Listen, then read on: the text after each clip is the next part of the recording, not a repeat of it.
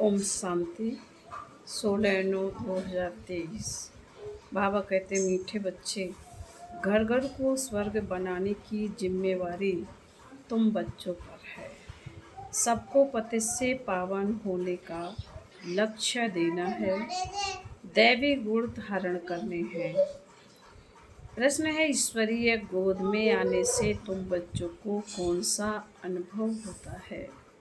बाबा का उत्तर है, मंगल मिलन मनाने का अनुभव ईश्वरीय गोद में आने वाले बच्चों को होता है।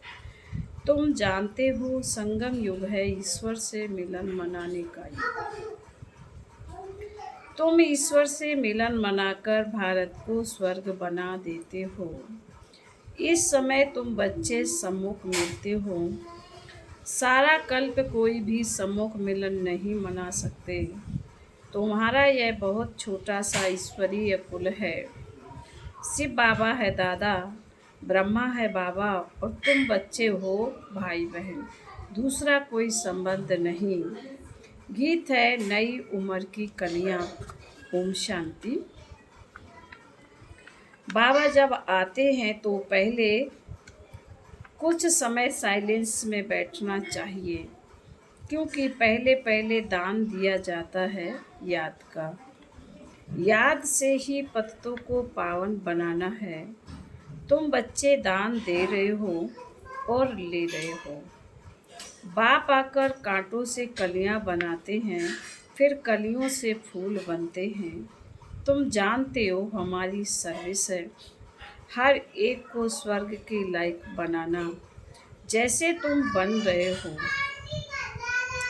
बाप आकर पहले हेल्थ पीछे वेल्थ देते हैं। पहले शांति फिर सुख। वास्तव में सुख दोनों में है। तुम बच्चों को सुख और शांति दोनों चाहिए। तो जो सन्यासी आदि हैं वह सिर्फ शांति चाहते हैं। सन्यासी सुख नहीं चाहते हैं। सुख तो वह दे न सके। अगर शांति देवे तो भी अल्पकाल क्षण भंगुर सुख के लिए। कहते हैं कि सुख तो काग विष्टा समान है। सन्यासी बहुत करके शांति चाहते हैं मुक्ति के लिए। मुक्ति दूसरा कोई तो दे नहीं सकता। इसको बेहद की मुक्ति, बेहद की जीवन मुक्ति कहा जाता है। सो बेहद का बाप ही दे सकते हैं। तुम जानते हो, इस समय सब कांटे हैं, कांटे चुभते हैं। बाप कहते हैं, सब एक दो को काम कटारी से मारते हैं। उनको पता नहीं कि काम कटारी को हिंसा कहा जाता है। तुम विकार में जाते हो तो आदि मध्य अंत एक दो को दुख देते हो। यह है दुख की दुनिया। सुख की दुनिया स्वर्ग को कहा जाता है। जबकि नई सृष्टि नया भारत है। भारतवासी जो देवी देवताओं के पुजारी हैं, जानते हैं कि इन देवताओं का राज्य था जिसको स्वर्ग कहा जाता है। यह भी महसूसता आती है। लक्ष्मी नारायण के मंदिर में जाकर उनकी महिमा गाते हैं। समझते हैं भारत के यह मालिक थे, भारत स्वर्ग था। यह भी महसूसता आती है, परंतु हवा के मुवाफिक समझते हैं तो भारत में लक्ष्मी नारायण के इतने मंदिर बनाते हैं तो उन्हों की राजधानी थी। महाराजा महारानी कहा जाता है, परंतु कब थे सो भूल गए हैं। कितनी साधारण भूल है, कोई जास्ती टाइम नहीं हुआ है। 5000 वर्ष की बात है। क्राइस्ट बुद्ध आदि को 2-2.5 हजार वर्ष हुए हैं। उनके लिए ऐसे कहते हैं कि रियनकार्नेशन किया। यूँ तो रियनकार्नेट हर एक करते हैं। आत्मा आकर प्रवेश करती है। इनको भी री-इनकॉर्नेट कहेंगे, परंतु पहले बड़ों का नाम गाया जाता है। कहा जाता है, परम पिता परमात्मा रीइनकार्नेट करेंगे, तब आकर शरीर में प्रवेश करेंगे। रीइनकार्नेट का अर्थ यह है, तो जो बड़े नामी ग्रामी होते हैं उनके लिए यह कहा जाता है। जैसे जैसे बुद्ध का रियनकार्नेशन, क्राइस्ट का रियनकार्नेशन, बौद्ध और क्रिश्चियन का भारत से कनेक्शन देखने में आता है। गुरु नानक को 500 वर्ष के लगभग ही दिखाते हैं।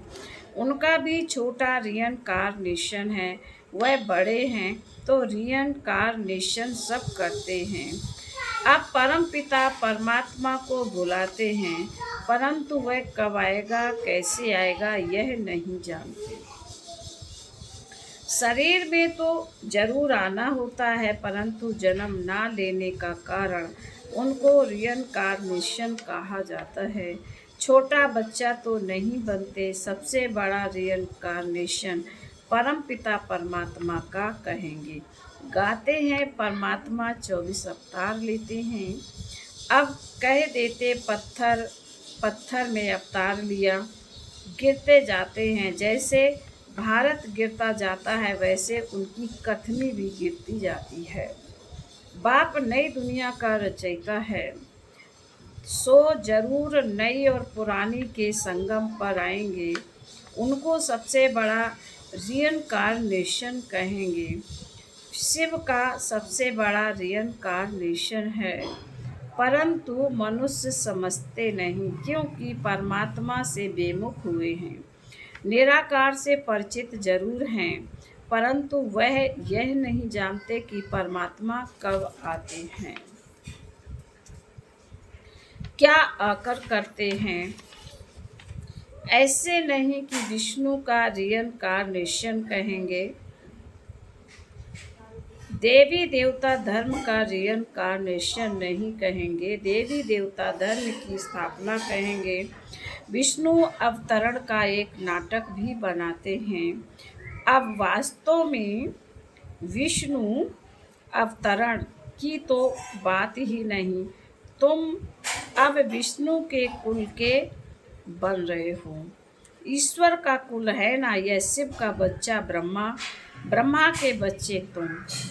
इसको ईश्वरीय कुल कहा जाता है। परम पिता परमात्मा कहते हैं, मैं आकर तुमको अपना बनाता हूँ, मैं आकर तुम बच्चों का बाप बनता हूँ तो सबका बाप, परंतु अभी तुम ब्रह्मा द्वारा मेरे बने हो, इसलिए तुम मुझे दादा कहते हो। आत्माओं का बाप तो है ही, सब जानते हैं इस समय मैं आया हुआ हूँ। तुम ही अभी मिलते हो बेहद के बाप से, तब मिलते हो जब बाप जन्म देते हैं। अभी तुमको धर्म का बच्चा बनाया है, ब्रह्मा द्वारा विकार के तो बच्चे हो ना सके।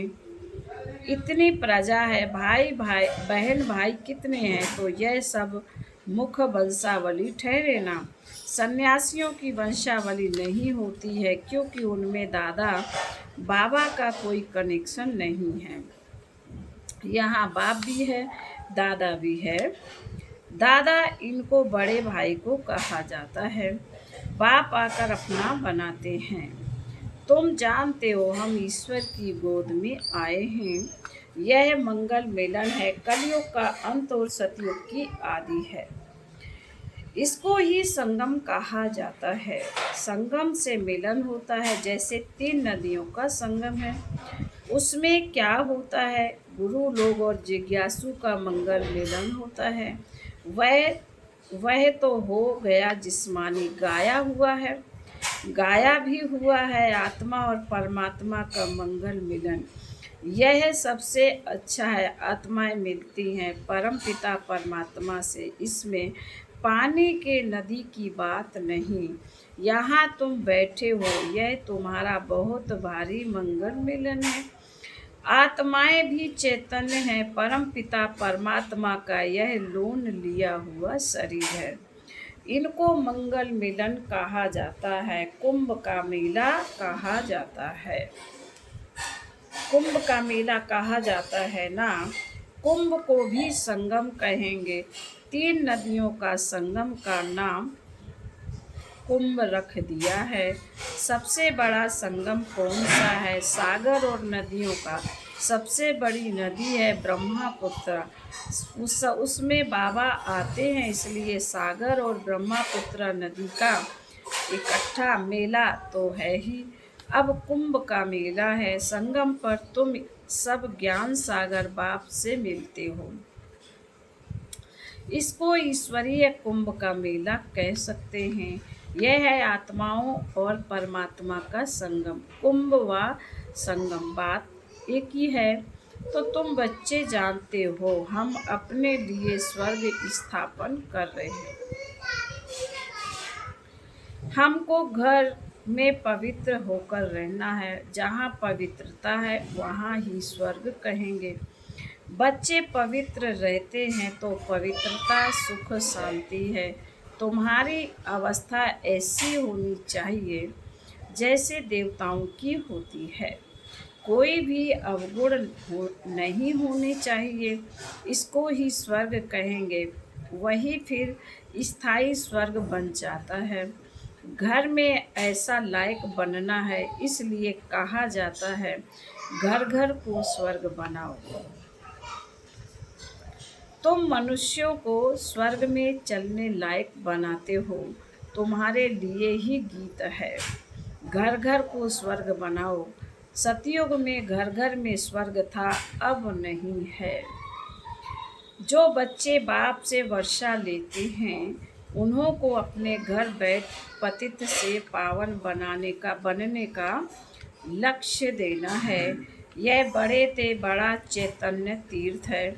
जहाँ शिव बाबा सागर है, वहाँ तुम आत्माएं गंगाएं जरूर होंगी। यह सबसे बड़ा ऊंच ते ऊंच मेला है। वह सब है भक्ति मार्ग के मेले। यह है ज्ञान मार्ग का मेला। भक्ति मार्ग के मेले तो जन्म बाई जन्म लगते रहते हैं। ज्ञान मार्ग का मेला एक ही बार लगता है। यह है रूहानी मिलन। सुप्रीम रूह परम धाम से आकर बच्चों से मिलते हैं। सबसे अच्छी यात्रा या मेला यह है। यह चैतन्य सागर तो कहाँ भी जा सकते हैं, वह जड़ सागर तो कहाँ नहीं जाता। यह सागर जाता है, तुम नदियाँ भी जाती हो निमंत्रण पर। ज्ञान सागर इस ब्रह्मपुत्र नदी के साथ चलते हैं। तुम भी भिन्न भिन्न प्रकार की नदियाँ हो। कोई पवित्र हैं, कोई अपवित्र हैं। कोई कोई समय ऐसे बहुत आ जाते हैं जो पवित्र नहीं रह सकते। फिर भी आते तो हैं ना। बाहर में गृहस्थी भी आते हैं, अलाउ किया जाता है। ऐसे भी नहीं सबको अलाउ करेंगे। कोई मित्र संबंधी आदि आते हैं, जिन्हों को उठाने के लिए अलाउ करते हैं। नहीं तो कायदे बहुत है। इंद्रप्रस्थ में कोई पतित आ ना सके। कोई भी पंडा व सब्ज परी आदि कोई भी पतित को साथ में ले आ नहीं सकती। इसलिए बाप कहते हैं खबरदार रहना। सर्टिफिकेट तुमको मिलता है। किसी को साथ ले आती हो या भेज देती हो, रिस्पॉन्सिबिलिटी तुम्हारे पर है। यूँ तो सेंटर पर तो निमंत्रण भी देती हैं। कितने पतित आते होंगे सेंटर पर। पतित आए तब तो उनको पावन बनाओ। यहाँ तो सागर बैठा हुआ है तो नियम रखे हुए हैं। नब्ज देखी जाती है। डॉक्टर्स सर्जन तो भिन्न भिन्न होते हैं ना। मम्मा बाबा व अनन्य बच्चे बात करेंगे तो झट पता लगेगा कि बुद्धि में बैठता है व नहीं। तुम कोई को भी समझाएंगे कि दो बाप हैं तो झट मानेंगे। युक्ति बतलाई जाती है। परमपिता परमात्मा को तो सब याद करते हैं। हम फलाने बाप के बच्चे हैं, सिर्फ उनके ऑक्यूपेशन को नहीं जानते। यह तो तुम बच्चे समझ गए हो कि जिस जिस नाम रूप से जो मनुष्य आते हैं, उसी नाम रूप से 5000 वर्ष बाद फिर आना है जरूर। क्राइस्ट का जो चित्र है हूबहू फिर उसी समय ही हो सकता है, ऐसा और किसी मनुष्य का हो नहीं सकता। कृष्ण का जो चित्र है वह फिर और किसी मनुष्य रूप में हो ना सके। आत्मा भिन्न भिन्न नाम रूप देश काल में जन्म लेते लेते अब पतित हो गई है, उसको फिर पावन बनाते हैं। तुम जानते हो कल्याणकारी बाप है, अकल्याणकारी रावण है, सबको सदगति देने वाला बाप है। फिर इसमें मनुष्य तो क्या सब चीज़ों की सदगति हो जाती है। नरक का विनाश, स्वर्ग की स्थापना होती है। जो कल्प पहले आए थे, कोई पंजाबी कोई पारसी आते हैं ना, सभी को निमंत्रण देना है। बाप आया हुआ है, ढिढोरा पीटने में भी हर्जा नहीं है। तुम्हारे चित्र भी बड़े अच्छे हैं, अभी तुम मंदिर लायक बनते हो, अब भूतों को निकालने में बड़ी मेहनत है। लक्ष्मी अथवा नारायण को वरने के लिए विकारी अवगुण निकालने में कितनी मेहनत लगती है। कोई को काम का भूत, कोई को क्रोध का भूत, किसी को मोह का भूत। थप्पड़ मार देते हैं, एकदम गिर पड़ते हैं, लोभ बस भी गिर पड़ते हैं। अच्छे अच्छे घर की बच्चियां मिठाई देखेंगी तो छिपा कर खा लेंगी। लोभ ने भी कितनों को नुकसान पहुंचाया, लोभ के बस ही चोरी करते। पहले तुम भट्ठी में थे, अभी तो सबको अपने घर में भट्ठी बनानी पड़े। बाप ने एक ही बड़ी भट्ठी बनाई है, अभी तो कहते हैं पहले 7 रोज भट्ठी में रहना पड़े। आजकल किसी का भट्ठी में बैठना बड़ा मुश्किल है। सेंटर में भी आते हैं तो रंग चढ़ाते हो, फिर घर में जाने से उड़ जाता है, संग दोष लग जाता है। अभी तो बड़ी मेहनत है, अभी तुम बच्चे जानते हो। हम ईश्वरीय कुल बैठे हैं, ईश्वरीय कुल में बैठे हैं। दादा बाबा और हम भाई बहन हैं। ब्रह्मा कुल सर्वोत्तम गाया हुआ है, उन ब्राह्मणों को भी तुम ज्ञान दे सकते हो। ब्राह्मण है उत्तम चोटी, यह संगम युगी ब्राह्मण ही फिर देवता बनते हैं। पहले तो देवताओं से भी ऊंच ब्राह्मण हैं, चोटी तो ऊंची ठहरी ना। तुम ब्राह्मण देवताओं की पूजा करते हो, अपने को पुजारी उनको पूज्य समझते हो। तुम उन पुजारियों ब्राह्मणों को भी यह समझा सकते हो। तुम तो हो सच्चे सच्चे ब्राह्मण संगम युगी, तुम ब्रह्मा मुख वंशावली हो, फिर तुम सो देवता बनते हो। स्वर्ग का देवता जरूर परमपिता परमात्मा ही बनाएंगे।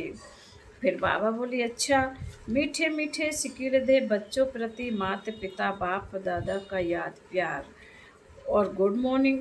रूहानी बाप की रूहानी बच्चों को नमस्ते।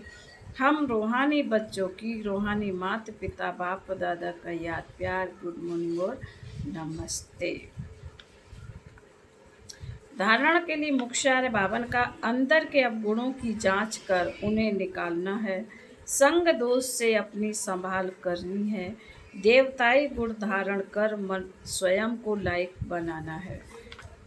नंबर 2, घर घर को स्वर्ग बनाने की सेवा करनी है, भूतों को बाप की याद से भगाना है, बाप के साथ मंगल मिलन मनाते रहना है। वरदान है अपने अनादि संस्कारों को इमर्ज कर सर्व समस्याओं को पार करने वाले उड़ता पंछी भव।